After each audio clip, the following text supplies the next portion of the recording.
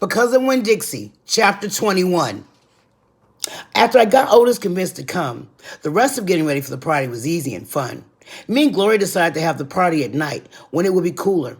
In the afternoon, before we worked in Gloria's kitchen and made egg salad sandwiches, we cut them up in triangles and cut off the crust and put little toothpicks with frilly tops in them. When Dixie sat in the kitchen and looked at us the whole time, he kept on wagging his tail.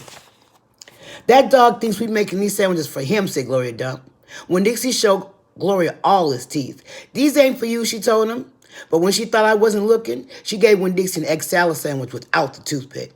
We also made punch. We mixed together orange juice and grapefruit juice and soda in a big bowl.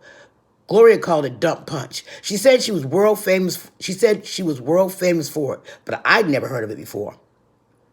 The last thing we did was decorate the yard all up. I strung pink and orange and yellow crepe papers in the trees to make it look fancy. We also filled up paper bags with sand and put candles in them. And right before it was time for the party to start, I went around and lit all the candles. It turned Gloria Dump's yard into a fairyland. Said Gloria Dump, looking around. Even someone with bad eyes can tell it looks good. It did look pretty good. It looked so pretty that it made my heart feel funny, all swollen and full. And I wished desperately that I knew where my mama was so she could come to the party too. Miss Friendly Block was the first person to arrive. She was wearing a pretty green dress that was all shiny and shimmery, and she had on high-heeled shoes that made her wobble back and forth when she walked. Even when she was standing still, she still kind of swayed like she was standing on a boat.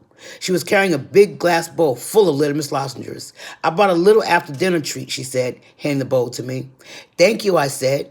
I put the bowl on the table, next to the egg salad sandwich and the punch. Then I introduced Miss Franny to Gloria, and they shook hands and said polite things to each other. And then Sweetie Pie's mother came by with Sweetie Pie.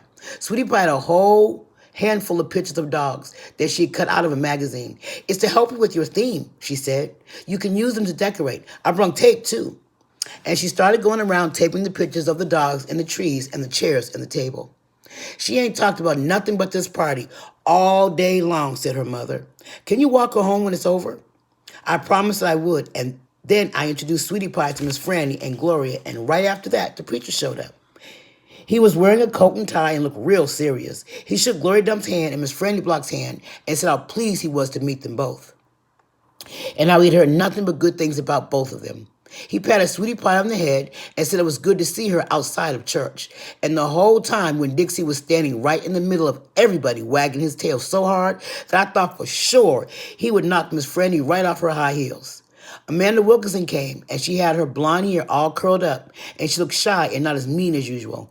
And I stood real close to her and introduced her to Gloria Dump. I was surprised how glad I was to see Amanda, and I wanted to tell her I knew about Carson. I wanted to tell her I understand about losing people. But I didn't say anything. I was just extra nice. We're all standing around smiling at one another and acting kind of nervous when a real screechy voice said, Gertrude is a pretty bird.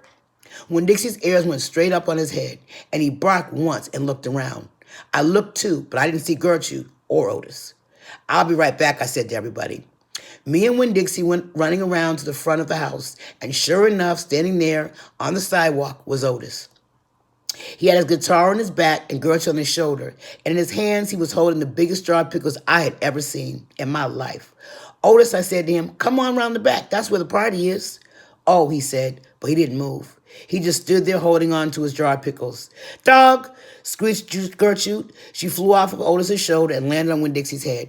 It's all right, Otis, I told him. It's just a few people, hardly any people at all. Oh, said Otis again. He looked around like he was lost. Then he held up the jar of pickles. I bought pickles, he said. I see them, I said. It's just exactly what we needed. They will go perfect with the egg salad sandwiches. I talked to him real soft and gentle and low, like he was a wild animal that I was trying to get ready to take food out of my hand. He took one tiny step forward. Come on, I whispered. I started walking and Winn Dixie followed me. And when I turned around, I saw Otis was following me too.